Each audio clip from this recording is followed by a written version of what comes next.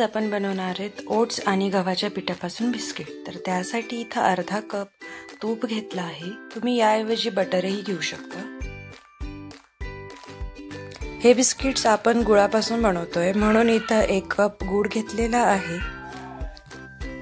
बिस्किटला छान फ्लेवर यावा म्हणून आपण त्यात व्हॅनिला एसेन्स ॲड करणार आहोत। गूळ आणि तूप यांना आपण आता ब्लेंडरच्या साहाय्याने फेटून घेणार आहे। तोपर्यंत फेटायचं आहे जोपर्यंत याचं क्रीमी टेक्स्चर होत नाही तोपर्यंत फेटूया। बिस्किट बनवताना ही स्टेप खूप महत्त्वाची असते कारण जोपर्यंत हे क्रीमी आणि असं फ्लफी टेक्स्चर होत नाही तोपर्यंत आपले जे बिस्किट आहेत ते कुरकुरीत होत नाही। म्हणून जेवढा वेळ तुम्हाला फेटता येईल तेवढा तुम्ही फेटू शकता। आता आपण यामध्ये थोडं दूध टाकणार आहे की जेणेकरून ते लवकरात लवकर फेटलं जाईल। जर तुमच्याकडे इलेक्ट्रिकल बेंडर नसेल तर तुम्ही हाताच्या साहाय्यानेही फेटू शकता। फक्त जरा वेळ जास्त लागेल पण त्यानेही हे असं सेम टेक्स्चर बनू शकतं। हे क्रीमी फॉर्म मध्ये आलेलं आहे। आता आपण यामध्ये बाकीचे साहित्य टाकूया। हे बिस्किट फक्त गव्हाचे नसून ओट्स आणि आपण गव्हाच्या पिठाचा वापर करतोय म्हणून 1 कप ओट्स आणि 1 कप गव्हाचं पीठ आपण इथं ॲड करूया।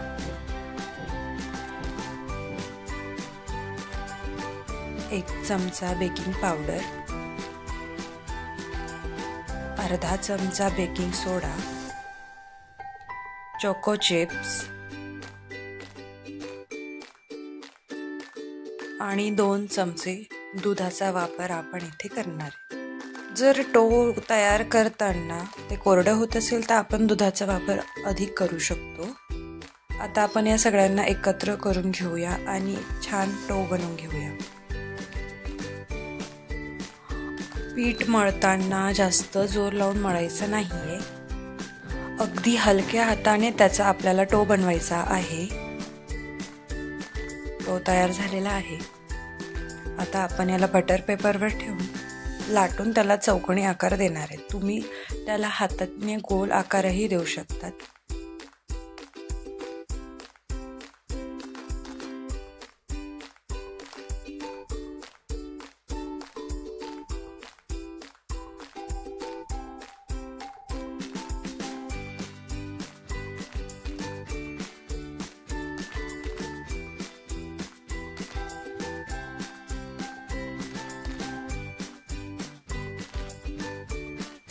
आता आपण याला कट करून घेऊया चौकोनी आकाराने।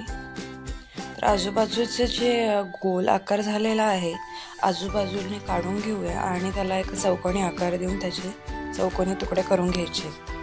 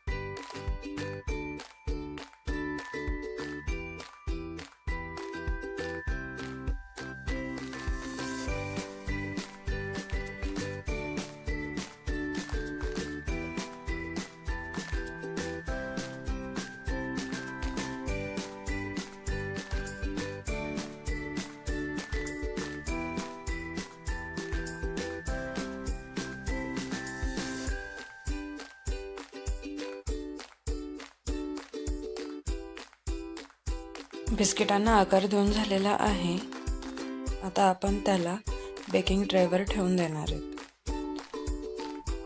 त्याचप्रमाणे दुसरा जो डो आहे उरलेला त्यालाही सेम चौकोनी आकार देऊन कट करून घेणार आहेत।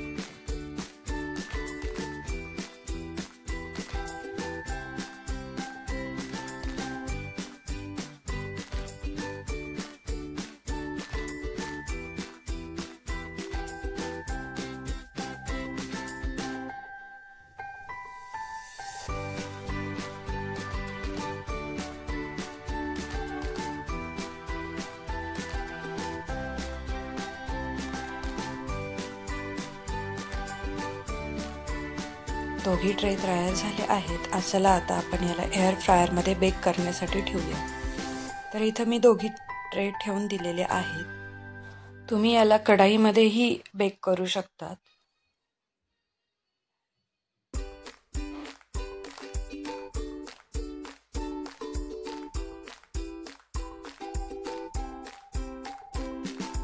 (160°C) टेम्परेचरवर आपण त्याला 15 मिनिटांसाठी बेक करून घेणार आहेत. बिस्किट तयार झालेले आहेत. चला बघूया.